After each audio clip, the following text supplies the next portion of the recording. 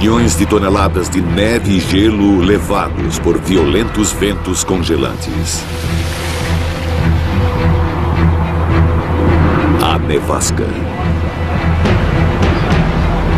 Estradas tornam-se armadilhas mortíferas.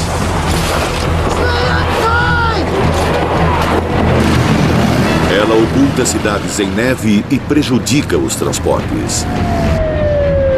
Somos impotentes nas suas garras. A tempestade branca que mata no nosso planeta feroz.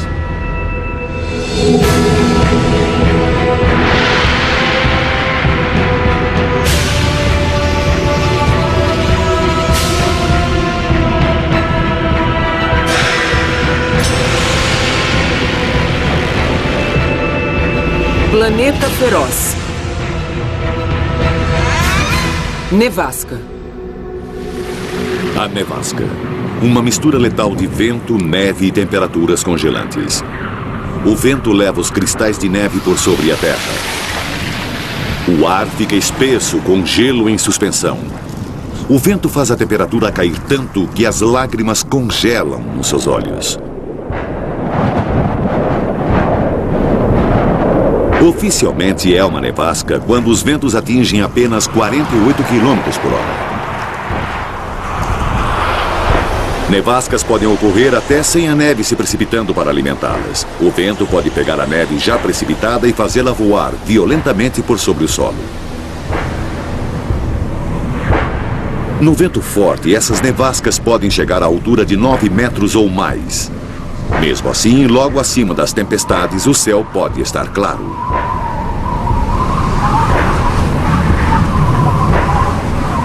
Seja qual for a sua forma, a nevasca é uma assassina.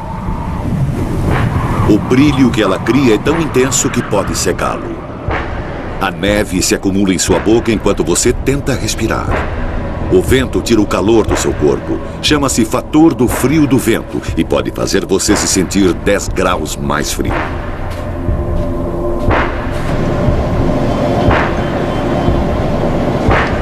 A hipotermia se instala com velocidade assustadora. Primeiro, as extremidades começam a congelar. Os dedos dos pés, das mãos, o nariz. E enquanto a carne começa a congelar, ela morre. Os músculos falham, enquanto a energia para fazê-los funcionar é convertida em calor para sobreviver. As pernas e braços e finalmente os órgãos internos falham. Poucas pessoas sobrevivem se a temperatura de seu corpo cai abaixo dos 30 graus. Lentamente, você congela até morrer.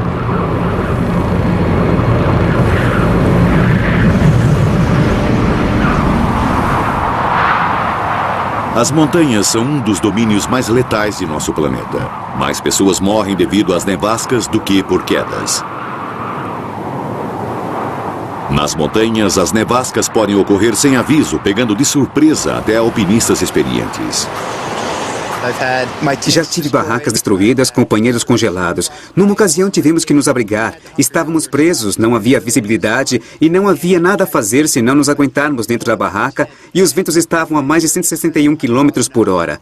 A temperatura estava a menos 45 graus.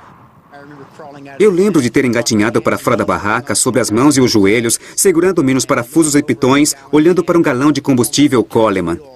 O vento soprava tão forte que suspendeu essa lata de combustível cheia no ar.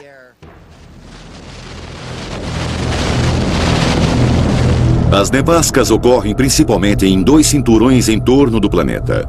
Um deles sobre os oceanos meridionais e o outro sobre as massas de terra setentrionais.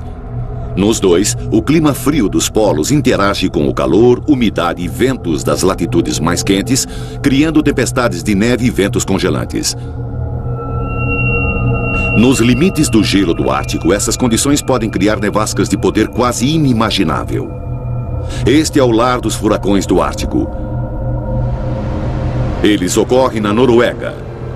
Esta é Tromsø, uma cidade de 6 mil habitantes que fica a 322 quilômetros dentro do Círculo Ártico. No dia 16 de maio de 1995, praticamente sem aviso, a cidade foi atingida por uma tempestade com ventos de mais de 161 km por hora.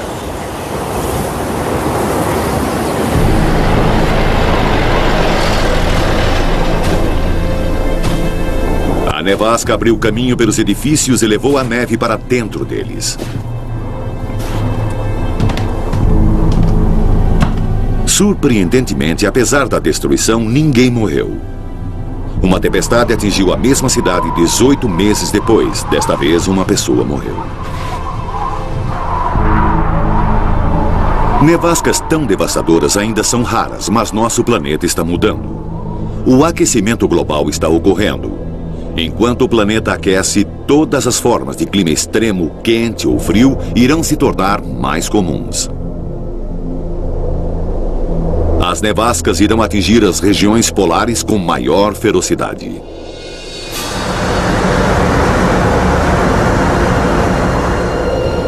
O Ártico é o lugar que a maioria de nós imagina quando ouvimos a palavra nevasca, onde as temperaturas podem cair até 51 graus negativos. Mas pouca neve nova se precipita aqui. A nevasca originada no solo reina suprema. No futuro, as nevascas ficarão piores.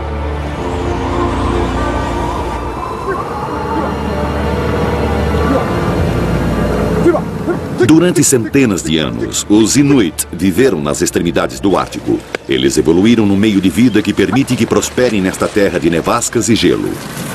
Eles usam peles de animais para se aquecer e trenós para se locomover. Até mesmo os huskies foram criados por inúmeras gerações para sobreviver no frio intenso. O conhecimento e as habilidades dos Inuit têm permitido que eles vivam no extremo norte por milhares de anos. Num dia como o de hoje, você pode subir 16 quilômetros em qualquer direção e pode dar de encontro com uma bela tempestade. Você só pode suportar esse clima por um determinado tempo até que tenha que sair do vento. O único jeito é escavando. Você precisa ficar abaixo dela para que ela passe sobre você. Você não gostaria de estar lá no meio da tempestade. Antigamente, os Inuit não precisavam de nada que não pudessem encontrar no gelo.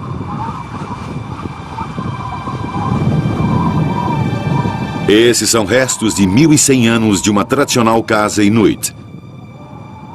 Ela era feita de pele esticada sobre uma estrutura de ossos de baleia. Os Thule Inuit passavam o seu inverno protegidos de nevascas em estruturas como esta. Debaixo do teto, uma casa foi escavada profundamente no gelo. Longe de casa, os Inuit se abrigavam nos iglus. Para construir essa cabana de caça no gelo, o viajante precisava de pouco mais do que uma faca e de muita prática.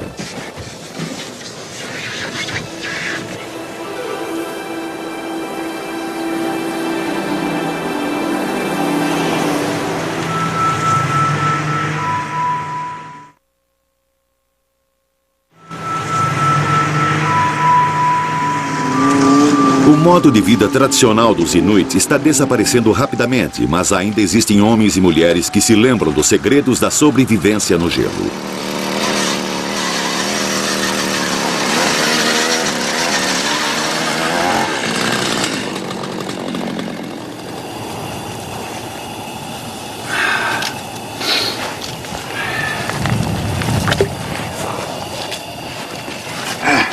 Tom Gray sabe como pegar comida no mar sob o gelo.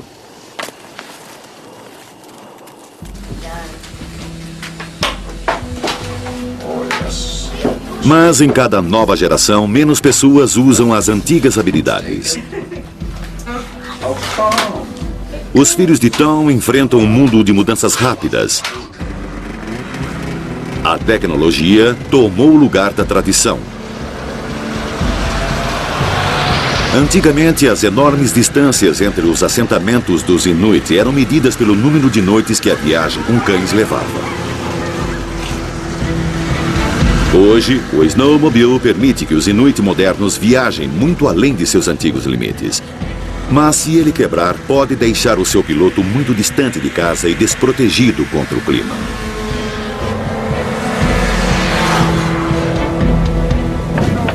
Modernas estruturas de madeira elevadas por estacas para minimizar o contato com o chão congelado substituíram as casas de gelo e ossos de baleia.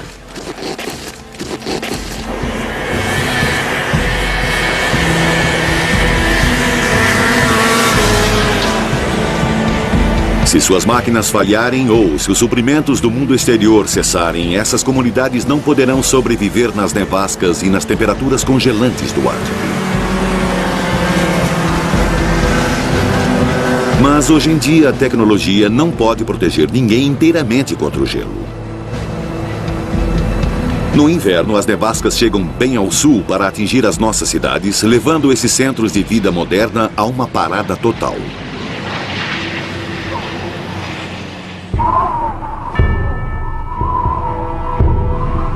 Historicamente, registros mostram que as cidades setentrionais da América foram atingidas por nevascas. Em 1888, duas nevascas colidiram sobre a costa leste. Ventos na Nova Inglaterra sopravam a até 129 km por hora. Essa única nevasca atingiu cidades ao longo de toda a costa e deixou montanhas de neve de mais de 15 metros de altura, algumas sobre casas de 3 andares. 400 pessoas morreram, 200 somente na cidade de Nova York. Em 1934, nevascas devastadoras atingiram a costa leste novamente. Foi o inverno mais frio já registrado no sul da Nova Inglaterra. Boston ficou coberta por 74 centímetros de neve. A nevasca atingiu Nova York e até cidades mais para o oeste, como Chicago. Os serviços de emergência fizeram o melhor possível para manter as cidades em movimento, mas qualquer lugar que limpassem logo era coberto por mais neve. Cidades inteiras literalmente pararam, com suas estradas e portos trancados em neve e gelo. 1993 foi outro ano de quebra de recordes, o ano da super tempestade. A cidade de Nova York foi fustigada por uma enorme nevasca e um vagalhão levado pelo vento trouxe inundações e até mesmo tornados. 270 pessoas morreram no corredor nordeste.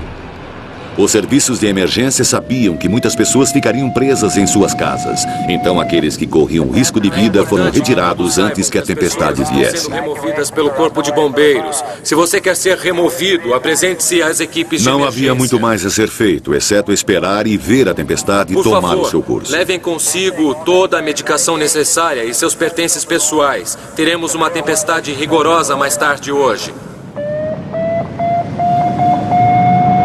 Não há nada que possamos fazer para prevenir as nevascas, apesar das melhores previsões ajudarem os serviços de emergência a se prepararem. Os danos que uma nevasca pode causar a uma cidade são enormes. A outra grande nevasca numa cidade da costa leste foi em 1996. No dia 6 de janeiro, ela varreu a costa nordeste, engolindo uma cidade após a outra em seu caminho. Os ventos na atmosfera realmente estão aumentando para criar uma tempestade ao sul para subir a costa. Podemos até experimentar condições de uma nevasca amanhã durante o dia. Ela está bem na nossa porta, no sudoeste, e está percorrendo este caminho.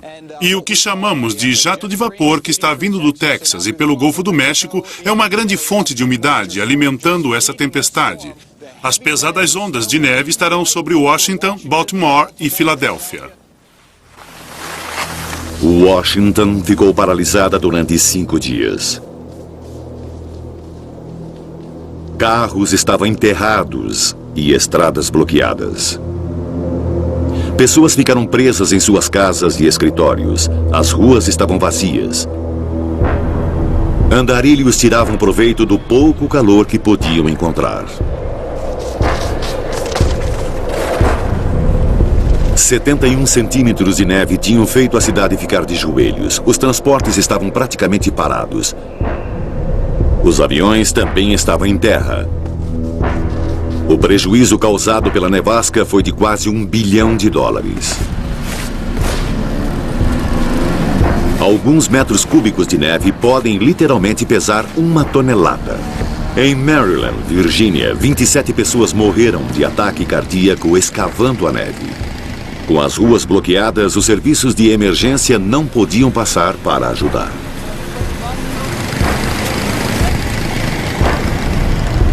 Levou 1 semana para a área voltar ao normal.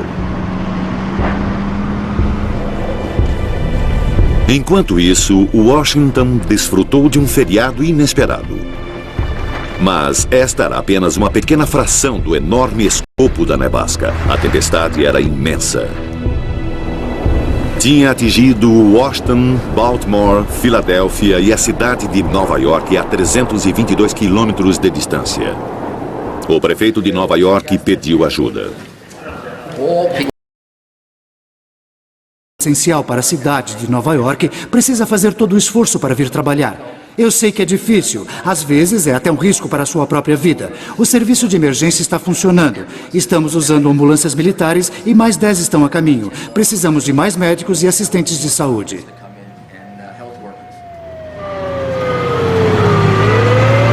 Durante 3 dias, Nova York, assim como Washington, era uma cidade em estado de sítio.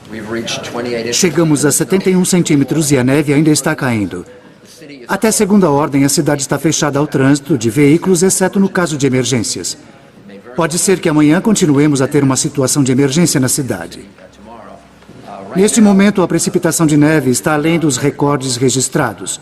Temos 1.663 máquinas de tirar neve nas ruas.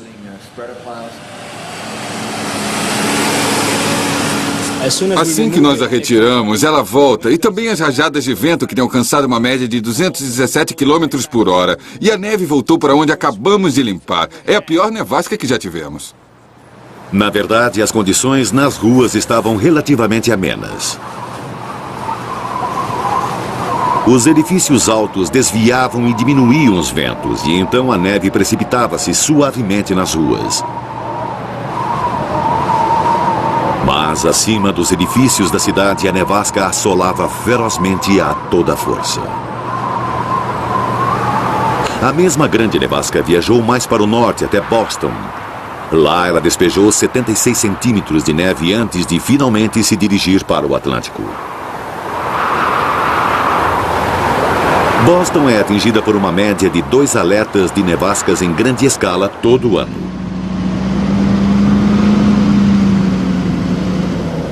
E está melhor preparada para lidar com elas.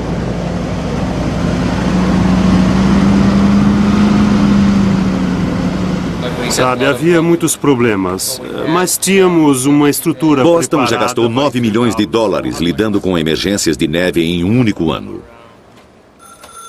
Bom dia, emergência. Esta única nevasca cobriu uma área de 805 quilômetros de extensão com neve de até 79 centímetros de profundidade.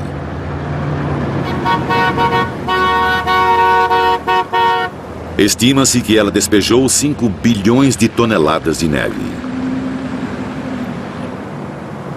As previsões tinham melhorado desde a supertempestade de 1993 e os serviços de emergência estavam melhor preparados. Esses 2 fatores salvaram vidas. O número total de mortes em toda a costa leste foi de apenas 60 pessoas. Uma tragédia, mas em menor escala do que em 93. Nas cidades mais ao norte, as tempestades de inverno são poderosas e frequentes o bastante para que sejam necessárias medidas ainda mais drásticas. Em Montreal, no Canadá, a meta é evitar que uma nevasca paralise a cidade. Sua solução? Construir para baixo. Grande parte da vida do centro da cidade acontece em vastas alamedas subterrâneas, completamente isoladas de qualquer nevasca lá em cima. Montreal tem mais e maiores nevascas do que qualquer outra cidade do mesmo tamanho.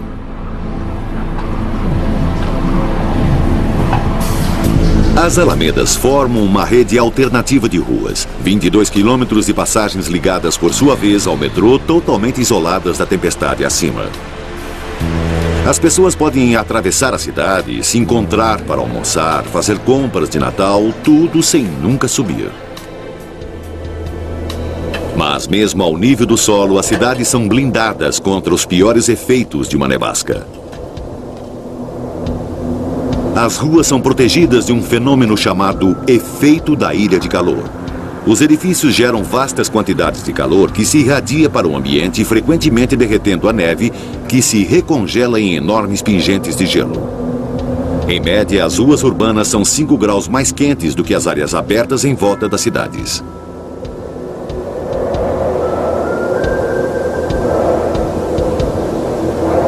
Somos mais vulneráveis ao poder da nevasca no campo, onde ela pode atacar com toda a potência.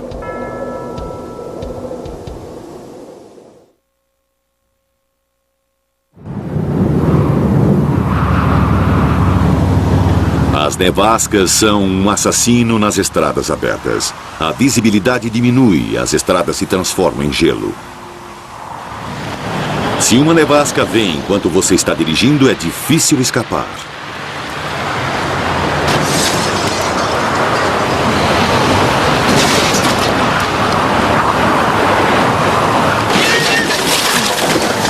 Numa nevasca, um carro pode se tornar uma armadilha mortífera. Fique aí dentro! Agora mesmo! Saia da estrada! Entre no seu carro! A senhora está bem? Cerca de 1.000 pessoas morrem a cada ano nas estradas da América. Mais de 250 mil acidentes ocorrem no gelo e na neve. Está bem? Apenas fique calma, respire. Respire profundamente. Mais de 60 mil pessoas são feridas, mas sobrevivem. Ainda assim, as nevascas trazem um outro assassino para os motoristas presos nas estradas, incapazes de enxergar através da claridade intensa ou presos numa tempestade. O assassino é o frio. Esta é Fargo, Dakota do Norte. O clima de inverno vai de outubro a maio. As temperaturas caem a 34 graus negativos. Todos os anos, as nevascas ocorrem aqui com incansável força e regularidade. A velocidade dos ventos chega a 64 km por hora. A temperatura do vento pode chegar a 62 graus negativos. Em 1997, só as nevascas de inverno na Dakota do Sul mataram 100 mil cabeças de gado. Muitas morreram porque os fazendeiros não puderam sair para alimentá-las.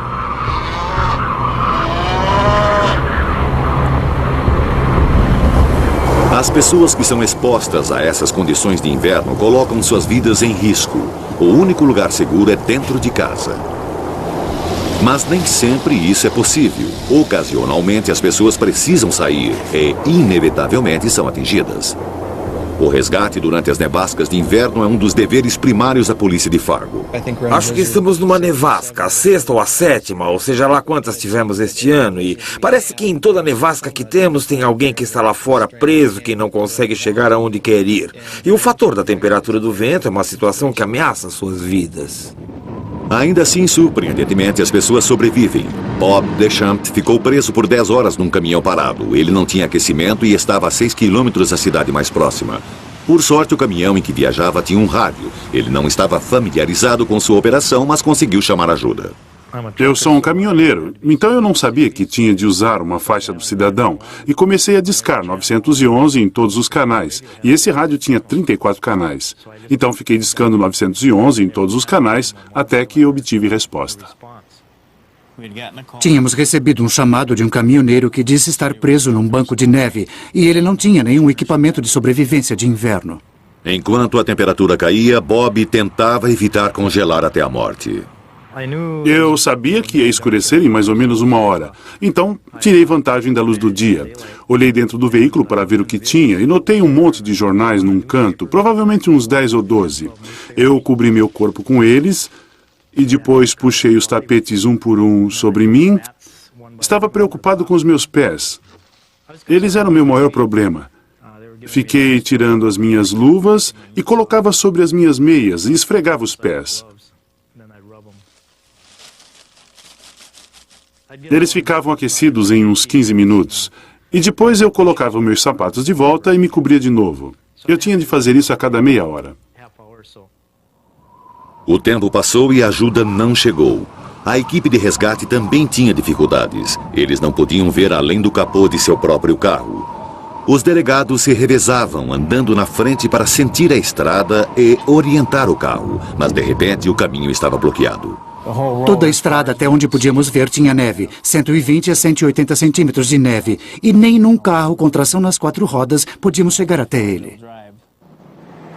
Um caminhão blindado da Guarda Nacional foi despachado. Seu primeiro desafio era descobrir onde Bob estava. Seu rádio estava ficando mais fraco e Bob os orientava ligando-o e desligando. Eu estava no rádio e disse a ele para fazer um clique se estivesse no leste e 2 se estivesse no oeste. E ele fez 2 cliques. Certo, ele está a oeste. É, deve estar. Um caminhão daqueles é inútil na neve macia. Mas naquela noite a superfície da neve estava congelada como pedra quando eles passaram sobre os montes de neve. Finalmente, eu acho que era perto da 1h30, ouvi um ruído chegando. Eu sabia que alguma coisa... Achei que era um trator, porque eu podia ouvir o metal correndo pela superfície dura. Eu sabia que estava vindo alguma coisa. Imagina só, fiquei coberto com jornais. Quando o resgataram, Deschamps estava nos primeiros estágios da hipotermia.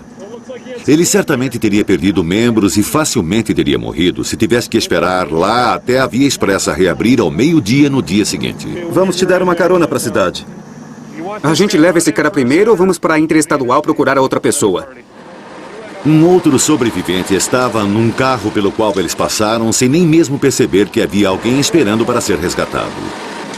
Estava frio, mesmo no caminhão.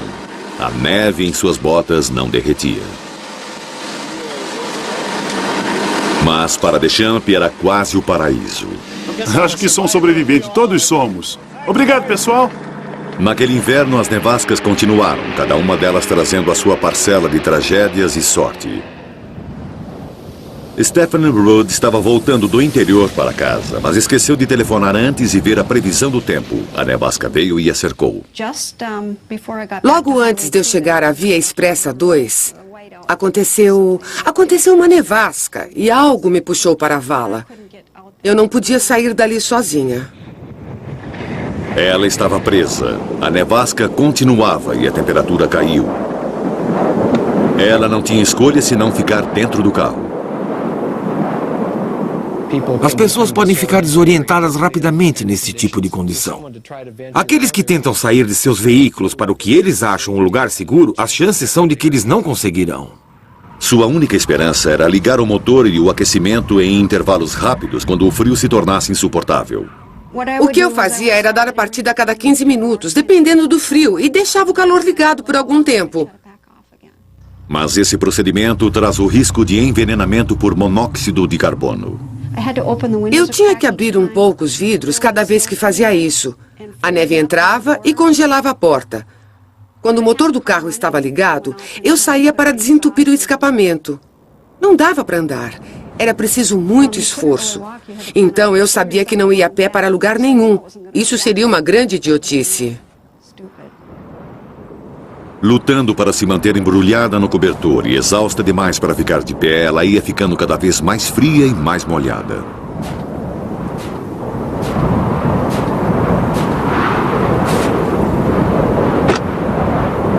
Mas então o escapamento ficou bloqueado pelo gelo e ela não podia mais ligar o motor.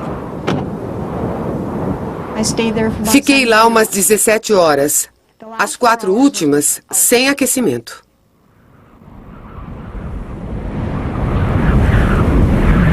Stephanie Rudd escapou com vida porque sabia como se proteger nesse tipo de emergência. Até enfrentarem essa situação, as pessoas não percebem como é fácil ter a vida em perigo. A polícia recomenda àqueles que viajam no inverno para que levem cobertores, uma pá, sacos de dormir, botas de inverno e velas. Uma vela pode evitar que as pontas dos dedos congelem e também reduz o risco de pânico na escuridão total. E quando você estiver viajando durante o inverno, sempre diga para alguém quais estradas você irá pegar. Medidas simples como essas nos protegem dos efeitos mais devastadores das nevascas e salvam vidas.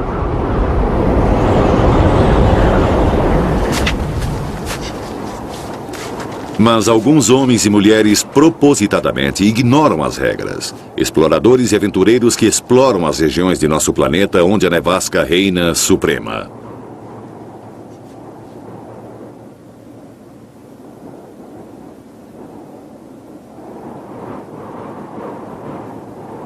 Poucos alpinistas estão totalmente preparados para a ferocidade das nevascas que eles podem encontrar.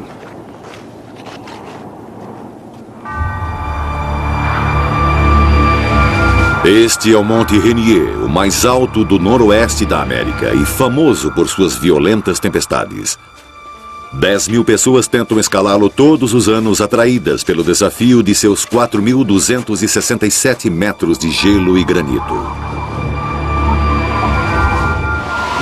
O Monte Rainier não tem preocupação nenhuma com a minha segurança. As montanhas não se importam, as geleiras não se importam, as nevascas, elas não se importam com você. Você precisa estar muito bem preparado para sobreviver sozinho. Gus Bush e seu filho Andrew são exemplos típicos dos alpinistas que vêm aqui. Ambos são experientes e estão bem equipados para a escalada de 3 dias de ida e volta ao cume. Mas em maio de 1996, uma enorme nevasca quase lhes custou a vida. Tudo começou com um erro potencialmente mortífero. No caminho para cima, o tempo começou a fechar. Eles deviam ter feito meia volta. Em vez disso, eles acharam que podiam ir ao cume e voltar antes que a tempestade os atingisse.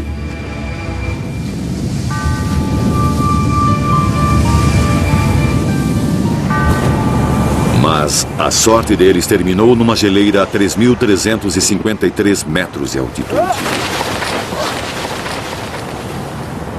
Você tá legal? Tô. O que machucou? No tornozelo. Precisamos sair daqui. Vou tentar tirar você.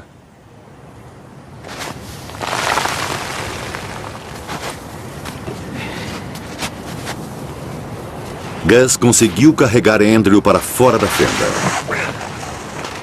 Mas Andrew tinha quebrado o tornozelo e eles estavam presos na montanha. O vento e a neve pioraram rapidamente e alcançariam a força de uma nevasca em 1 hora. Sem abrigo, a hipotermia era inevitável. Então Gus fez a única coisa que poderia fazer. Ele escavou uma caverna no gelo.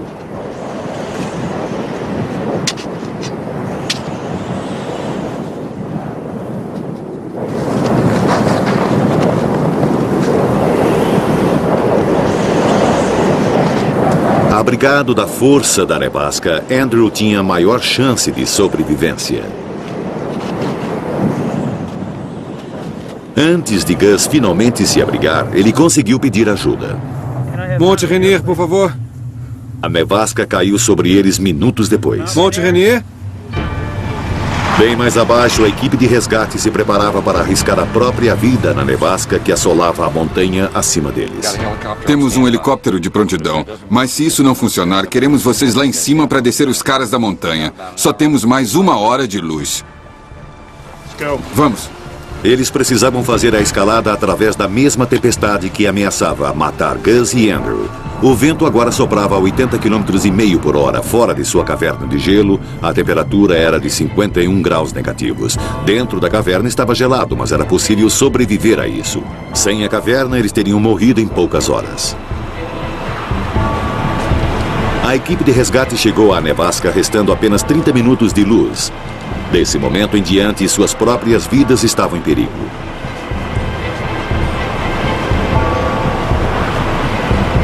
Como Gus tinha levado consigo um telefone celular, a equipe de resgate sabia a altitude e a localização aproximada da caverna. Sem isso, a nevasca certamente teria matado Gus e seu filho.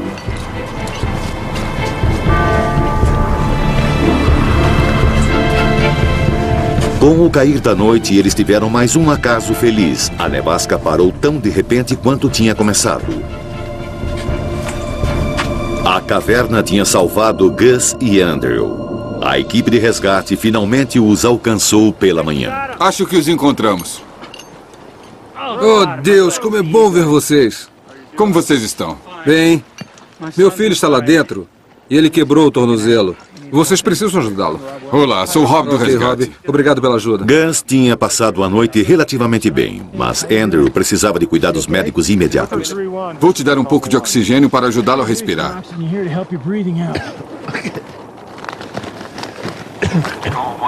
O choque de seu tornozelo quebrado, aliado ao extremo frio da nevasca, tinham deixado Andrew muito mais hipotérmico que seu pai. Temos um paciente com hipotermia, uma perna quebrada. E vamos precisar de uma maca. Entendido. Aqui é 3 no ar. Tenho contato visual com o seu foguete de sinalização. A circulação nos dedos dos pés de Andrew tinha parado e começavam a congelar. Algumas horas mais e ele podia ter morrido. Sem a nevasca, um helicóptero agora podia levá-los para a segurança. O Monte Rainier tinha lhes ensinado uma lição de sobrevivência.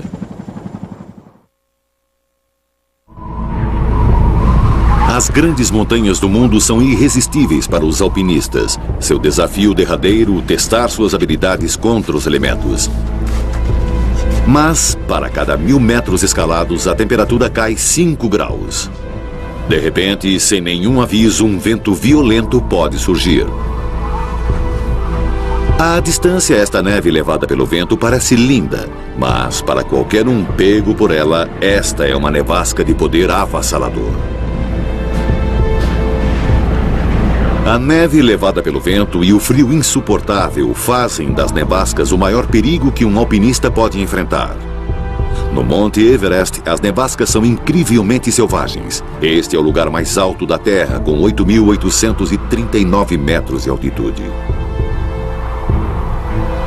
Em meados do inverno, o vento forte pode soprar para o sul longe o bastante para assolar os declives mais altos da cadeia do Himalaia, com ventos de até 161 km por hora a 73 graus negativos. Isso torna a montanha impossível de ser escalada. Então, a cada primavera, os montanhistas esperam os meteorologistas anunciarem que os ventos gelados e com a força de um furacão estão para partir. Depois, a cada ano, alpinistas amadores saem de seus acampamentos na base em direção ao topo e cada grupo é liderado por um montanhista profissional. Esta é a crista que leva do cume do sul ao topo. Mas, mesmo no meio do verão, é muito perigoso deixar a crista depois das 2 da tarde. Partir mais tarde do que isso faz com que os alpinistas arrisquem ficar presos numa nevasca com o cair da noite a caminho da base. O registro mostra que, de cada 4 que chegam ao cume, só 3 sobrevivem e voltam para casa. Em 10 de maio de 1996, 3 equipes de alpinistas amadores partiram para o cume do acampamento mais alto. Scott Fisher, o guia que registrou estas imagens, foi um dos que morreram. Ao todo, 24 chegaram ao cume, liderados por seus guias, no final da tarde. Enquanto os últimos estavam voltando, o tempo mudou. Uma grande nevasca começou a cercá-los. Os ventos, então, tinham a força de um furacão com uma temperatura de 73 graus negativos. Trovões e raios estavam à sua volta. Era impossível enxergar através da nevasca. Não havia outra escolha senão pararem e esperarem a tempestade passar. Um dos últimos homens com vida lá em cima, Rob Hall, tinha um link telefônico com a sua base. Eles o conectaram à sua esposa na Nova Zelândia. Enquanto a nevasca o envolvia, ele disse a ela: "Eu te amo. Durma bem, meu amor. Por favor, não se preocupe demais." O corpo congelado de Rob ainda está no Everest. Dos 24 que chegaram ao cume naquele dia, 5 não voltaram. Até os sobreviventes pagaram caro. Beck Withers perdeu a consciência no frio. 2 vezes durante a tempestade, a equipe de resgate o encontrou e acharam que estava morto. Quase que como milagre, ele acordou 12 horas depois e, apesar de temporariamente cego e muito congelado, ele conseguiu escapar para a segurança. Os alpinistas conhecem os riscos e estão preparados para assumi-los. Mas às vezes nevascas inesperadas ocorrem em lugares onde ninguém as preveria. Em agosto de 1996, no auge do verão, uma nevasca desceu das Himalaias até Caxemira e massacrou um grupo de peregrinos a caminho da caverna Amarnath, um santuário de Shiva, o deus hindu da morte.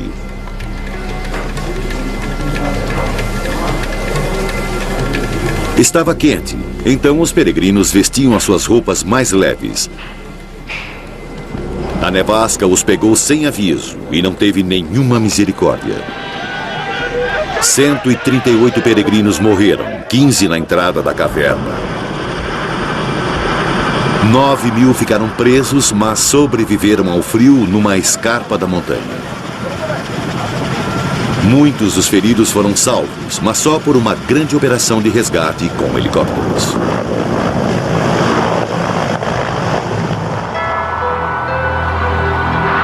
As nevascas já tiravam a vida de viajantes desavisados desde o início da história, frequentemente enterrando seus corpos sob a neve durante todo o inverno, às vezes até por muitos anos. Em 1991, uma geleira nos Alpes tiroleses derreteu, revelando o corpo de um homem que morrera há alguns anos. Ninguém ficou surpreso.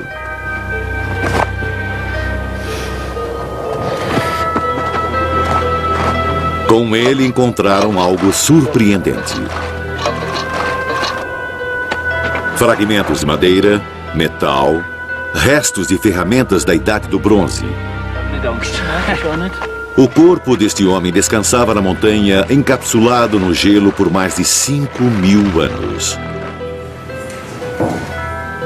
O povo local o chamou de Ötzi, o Homem de Gelo. Um estudo científico revelou que, mesmo que as roupas e o equipamento parecessem primitivos, Ötzi estava incrivelmente bem preparado para uma viagem através das regiões ermas geladas. 5.000 anos atrás, Ötzi andou por estas montanhas. Era uma viagem perigosa, uma que qualquer viajante só deveria fazer se estivesse em boas condições. Talvez ele tenha encontrado uma tempestade de neve inesperada. Talvez ele tenha partido para sua viagem tarde demais. Nunca saberemos.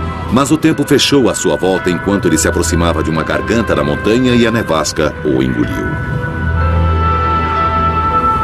Ötzi procurou abrigo, mas isso não bastou. Enquanto a nevasca o cercava, o frio silenciosamente levou a sua vida. Cada nevasca do inverno ia cobrindo o seu corpo. A neve transformou-se em gelo. O gelo numa geleira. Seu corpo ficou enterrado ali por 5.000 anos. Ainda assim, já conquistamos lugares muito mais selvagens do que Ötzi jamais poderia ter imaginado.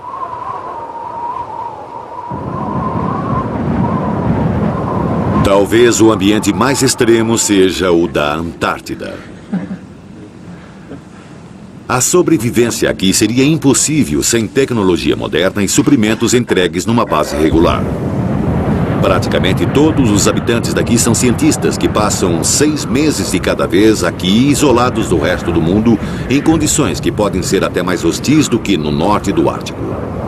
Grandes nevascas originárias do solo podem assolar este lugar por muitos dias. As pessoas são visitantes relativamente novas a este deserto congelado. Quando os pioneiros chegaram aqui, a nevasca era o seu pior inimigo. Em 1911, o capitão britânico Robert Falcon Scott fez a sua malfadada tentativa de ser o primeiro a chegar ao Polo Sul. Numa plataforma de gelo abaixo do Monte Arabes, ele e sua equipe de 4 pessoas se prepararam para trilhar o coração do continente antártico, carregando seus suprimentos e deixando comida e combustível em lugares onde fariam paradas no caminho de volta. Essa viagem terminaria numa tragédia terrível. O rival norueguês de Scott, Roald Amundsen, usou um método diferente. Ele usou cães, primeiro para levar os suprimentos e depois a comida. Quando Scott chegou ao polo, ele encontrou a bandeira norueguesa já fincada. Enquanto Scott apressadamente voltava para a costa, as condições do tempo tornavam-se cada vez piores. A alguns quilômetros da segurança de sua última pilha de suprimentos, surgiu uma nevasca. Eles não podiam prosseguir, então acamparam. Enquanto a temperatura caía a 62 ou 73 graus negativos, a nevasca matou a todos. Hoje, as viagens para o interior da Antártida são feitas quase que exclusivamente pelo ar. E quase todas as explorações são feitas pelos cientistas. Sua meta é aprender mais sobre este misterioso continente. Eles fizeram descobertas que apontam na direção da realidade do aquecimento global.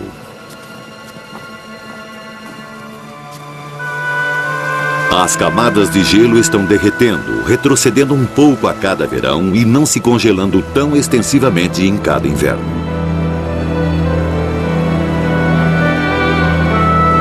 Lentamente o nosso planeta está aquecendo.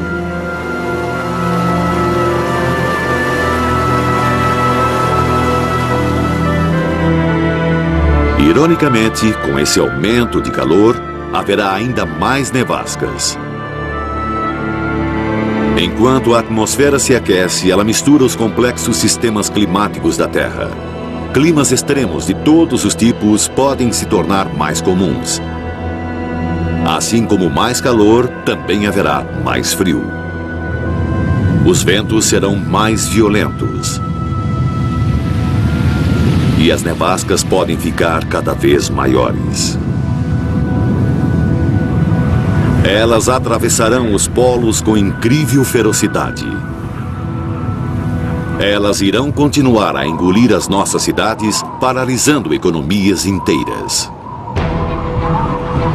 As nevascas irão urrar com incrível poder sobre o nosso planeta feroz. Versão brasileira, Tempo Filmes, São Paulo.